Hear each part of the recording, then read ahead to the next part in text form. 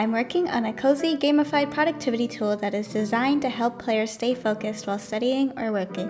It uses a concept called gamification, where you turn non-game activities into games. As you stay on task, you'll earn rewards to customize your room and unlock music. I plan on creating a browser extension that also prevents people from visiting distracting websites while the timer is running. Here's everything I've added to my indie game in the last 30 days. I use Figma to make some simple visuals, and they don't look the best, but they're functional, and that's all I can really ask for right now. I have the timer UI working, and I have the iPod interface.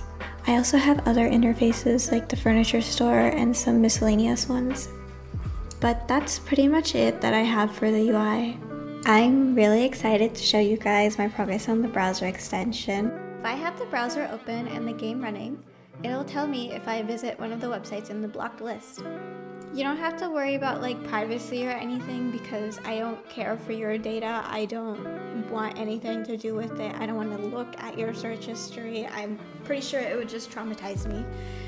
So yeah, it's only reading the names of the tabs or the URLs.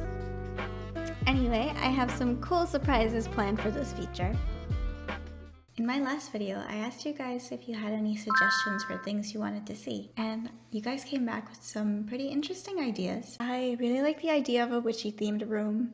During my Pinterest doom scroll, I learned that a lot of the witchy vibes needed curved or squiggly lines, something that I don't know how to do. Anyway, YouTube videos using Blender weren't really helping me, but I was limited with my Blender skills, so I went the old-fashioned way and I read a book on learning Blender, and oh my god, I am not joking. I've had Blender downloaded on my computer for over 8 years, and since I discovered Blender Guru in middle school, nothing clicked like reading this book did. Suddenly I knew how to bevel, and it was like a video game. You read a book and suddenly the knowledge is transplanted in your brain.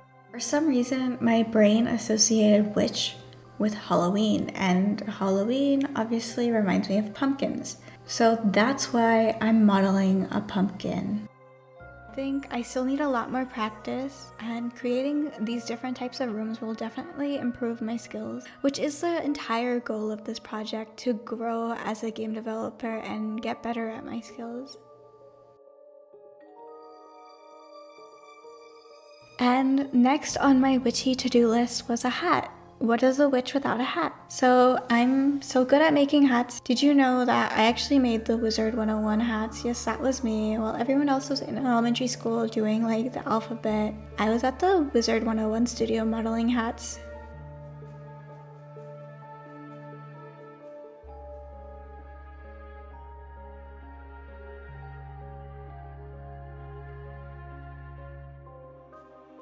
It's so frustrating when you have this idea in your head, but you just don't have the skills to finish it. That's my biggest problem. I have all these ideas, but I don't have the skills to make them a reality. So maybe by the end of the year, I'll improve my skills enough that I can just imagine something and then I can go do it, and it matches my vision.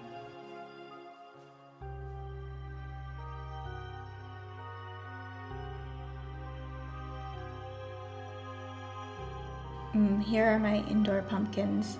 That one looks like an apple, actually. Hold on. So here's a pile of leaves, because that's what's inside a study bedroom, a pile of leaves.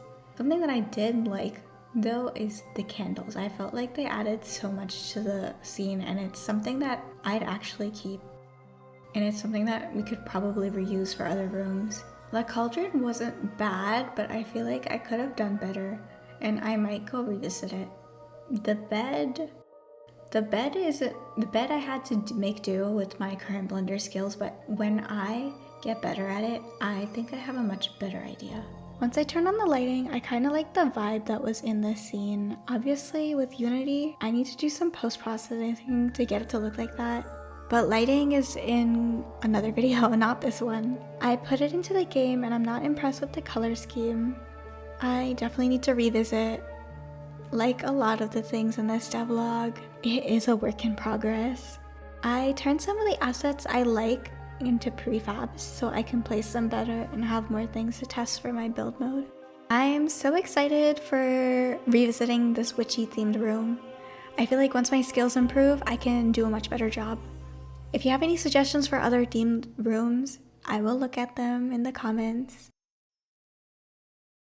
Hi guys, here's the early stages of build mode. All I was trying to do here was spawn objects wherever my mouse was hovering over, and it's successful. Basically, I'm just spawning the object at mouse point. Now, this is a little weird because I do have floating carpets. If your carpets are floating, where are my 3 wishes? And one of the wishes, I'll wish for world peace. No, I'm kidding, that's such a waste of a wish. Because for world peace to happen, humanity needs to be extinct. And if I wanted extinction, I'd rather have the dinosaurs back. The next thing I added was turning objects green if they can be placed and red if they can't be placed. I also added snapping. I don't have to worry about hovering donuts and hovering desks anymore because they snap to the wall or the floor. The objects don't snap perfectly, but through later iterations, I eventually fixed this. It was around this time that I ended up restarting my whole project because my code was getting a lot more complicated and I wasn't using Git version control. So this purple room is the new project. And while I was in this phase of the project, I added layer masks, and basically what these do is I have different types of surfaces. So I have the wall, I have the floor, and I have a desk. And depending on which layer the raycast is targeting, the objects will snap differently.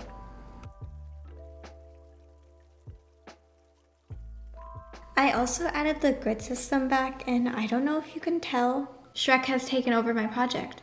All my furniture, once I place them, they're green, and I've looked through my code and I just can't find the area that I need to change. Like, I've tested so much, I've commented out half my code, and Shrek, once I find you, it's over. Counter days. Hey guys, so that's all the updates for this month. I have a long way to go, and thank you for bearing with me. I'm still also learning how to edit, and I have some new surprises planned for the channel. I'm starting some new projects, and I'm thinking about streaming. Anyway, thank you for watching.